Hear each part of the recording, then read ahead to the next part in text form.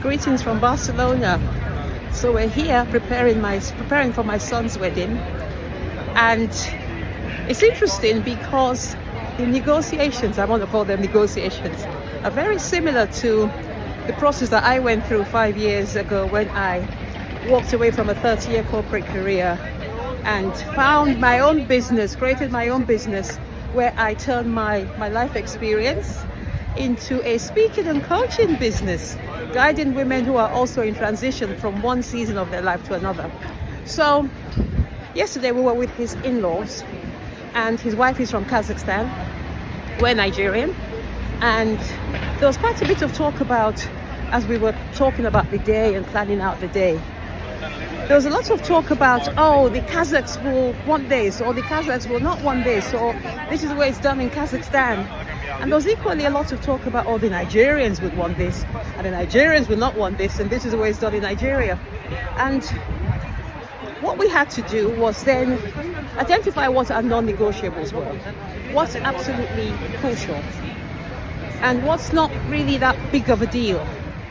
And to do this, what I said to myself was, every time I had to make a decision, I said to myself, Ene, will it matter in 5 years? Will the fact that you did this or didn't do this matter in 5 years? And that's the exact process that I went through 5 years ago, actually almost 6 years ago now. I asked myself, what would matter in my life? What would matter to me in 5 years?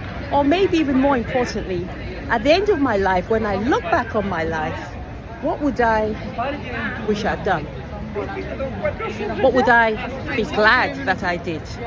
And it's from that point, it's from the end point, that I look back and I make a decision today of what I'm going to do.